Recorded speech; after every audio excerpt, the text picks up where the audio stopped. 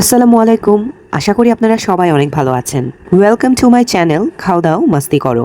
আজকের ব্লগটা totally unplanned. বাচ্চাদেরকে নিয়ে বের হয়ে গেলাম শুধু একটু ঘোরা আর খাওয়ার জন্য।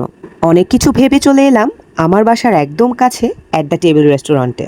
চলুন আজ আপনাদেরকেও এই ছোট্ট ঘুরে আসার অভিজ্ঞতা দেখাই। রেস্টুরেন্টে ঢুকে সর্বপ্রথম আমাদের যে জিনিসটা ভালো লেগেছে আর আপনাদের চোখে পড়বে সেটা হলো এর পরিবেশ। এইখানে ঝর্ণার পাশাপাশি খুব সুন্দর ছোট্ট একটি বাঁশঝাড়ের কর্নার পাবেন আর রয়েছে দোলনা। বাচ্চাদের মেইন আকর্ষণটা রয়েছে এই দোলনায়।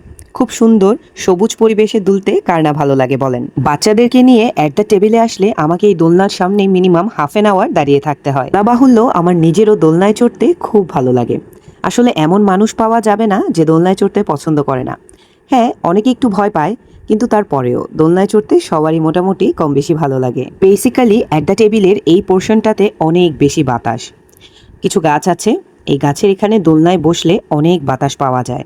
এছাড়াও বাহিরের পোর্শনটাতে রয়েছে কফির দোকান সহ চা, এছাড়া অন্যান্য দোকান। এই রেস্টুরেন্টে বসার জায়গা রয়েছে মিডলে, আর চারপাশে রয়েছে বিভিন্ন ধরনের ফুড কাউন্টার। অর্থাৎ আন্ডার ওয়ান রুফ আপনি পেয়ে যাবেন নানা ধরনের খাবারের বিশাল সংগ্রহ। যার পছন্দ মতো খাবার বেছে নিতে পারবেন। এটাই আমার কাছে সবচেয়ে ভালো লেগেছে। আর জানেনই তো এখন বিভিন্ন রেস্টুরেন্টের ট্রেন্ড হচ্ছে এরকম একটি সালাদ কার্ড বসিয়ে দেয়া। প্রথমেই আমি দেখছিলাম সেট মেনু। আজ আমরা অর্ডার করেছি সেট মেনু। আমাদের সেট মেনুটা ছিল এটার প্রাইস ছিল 549 টাকা। আমরা স্প্যাগেটির পরিবর্তে নিয়েছি রাইস। তো প্লেটে ছিল fried rice, spicy beef, gravy chicken and prawn wrap. এটি ছিল সাইড আইটেম সহ বিভিন্ন ধরনের সস। খাবারের পরিমাণও ভালো ছিল আর স্বাদটাও আমার কাছে বেশ ভালো লেগেছে। পরিবার নিয়ে আসলে আপনারা অবশ্যই এই মেনুটি অর্ডার করতে পারেন। আশা করি আপনাদের খেতে খুব ভালো লাগবে। আবার অর্ডার করার পরে আমাদের বেশ কিছুক্ষণ সময় অপেক্ষা করতে হয়েছে, কারণ তারা খাবারটা তখনই কুক করে নিয়ে আসবে। তো মিন টাইম আমি বাচ্চাদের কয়েকটা ভিডিও নিয়ে নিলাম। তো অপেক্ষার পালা শেষ হলো। সর্বপ্রথম যে খাবারটা আমরা হাতে পেয়েছি সেটা হচ্ছে নুডলস। এই নুডলসটা একটু স্পেশাল, কারণ আমরা চাইনিজ রেস্টুরেন্টে গেলে যে নুডলসটা বেসিক্যালি খেতে পাই সেই নুডলসটাই এটা। চিকেন সহ আরো বিভিন্ন ধরনের ইনগ্রেডিয়েন্টস দিয়ে নুডলসটা তৈরি করা হয়েছে। তো বেসিক্যালি এই নুডলসটা আমি অর্ডার করেছিলাম আমার আম্মুর জন্য। তো আমার আম্মু খাওয়ার আগে বাচ্চাদেরকে একটু একটু করে শেয়ার করেছেন। ও নুডলস হাতে পাওয়ার পরই আরো দুটো খাবারের আইটেম চলে এসেছে। তারই মধ্যে ছিল একটা সেট মেনু আর একটা chicken item, chicken fry and তার সাথে রয়েছে ফ্রেঞ্চ ফ্রাই। আর এই চিকেনটা আমরা অর্ডার করেছি হ্যালো থেকে। এই সেট মেনুটা আমি যেটা দেখিয়েছি আপনাদেরকে সেটা থেকে একটু ডিফারেন্ট, বাট মোরলেস দুটি সেট মেনুতেই আমরা একই রকমের আইটেম রাখার চেষ্টা করেছি। বাচ্চারা চিকেন ফ্রাইয়ের সাথে যে ফ্রেঞ্চ ফ্রাইটা পায় সেটা খেতে বেশ পছন্দ করে। একই আলু যদি আমরা বাসায় ভেজে দিই, তাদের সেটা থেকেও এই ফ্রেঞ্চ ফ্রাই যেটা কিনা তারা চিকেন ফ্রাইয়ের সাথে পায়, এটা খুব সুস্বাদু মনে হয়। প্রথমেই তারা বেশ রিল্যাক্স মুডে ফ্রেঞ্চ ফ্রাই খাচ্ছিল আর গল্প করছিল।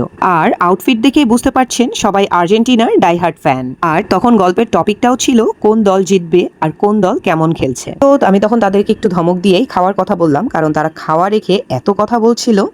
খেলার যত রকমের আলাপ আলোচনা আছে তারা এই খাওয়ার মধ্যেই করছিল। আর এইখান থেকে তাদের চিকেন ফ্রাইগুলো ঠান্ডা হয়ে যাচ্ছিল। খাচ্ছিলাম গরম গরম সেট মেনু। রাইসটা আমার কাছে বেশ সুস্বাদু লেগেছিল, কারণ একদম ধোয়া ওঠা রাইস ছিল।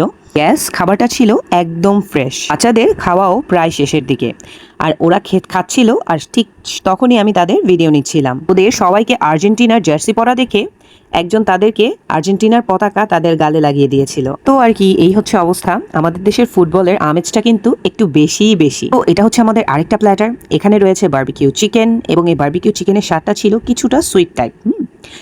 রাইস, স্যালাড অ্যান্ড ভেজিটেবল, এটাও বেশ গরম গরম ছিল এবং ফ্রেশ ছিল। তবে এই প্ল্যাটারের থেকে আমার আগের প্ল্যাটারটা বেশি ভালো লেগেছে খেতে, কারণ বারবিকিউ চিকেনটা কিছুটা বেশি মিষ্টি ছিল, যেটা আমার ভালো লাগছিল না খেতে। Other than that everything was well and fine. তো আর কি, অ্যাট লাস্ট আমাদের ড্রিঙ্কসগুলো চলে আসলো। তো আর কি, আমরা শেয়ার করে ড্রিঙ্কস খাচ্ছিলাম। আমি প্রথমে ভেবে রেখেছিলাম ড্রিঙ্কস আমি খাবো না, একদম খাবো না। তো বাইরে গেলে কেন জানি সবকিছু আমার ভাবনার উল্টা হয়। তো আমি আমার হাজব্যান্ড একটা রং চা অর্ডার করেছিলাম, যেটা আমরা দুজনে শেয়ার করে খাবো। খাওয়া শেষে যদি বাহিরের পরিবেশ উপভোগ করতে চান তাহলে কিন্তু আপনারা বাহিরে বসেই চা বা কফি খেতে পারবেন। এখানে সেই ব্যবস্থা রয়েছে। এখানে শেষ নয়, বাহিরে রয়েছে খুব সুন্দর একটি বইয়ের দোকান।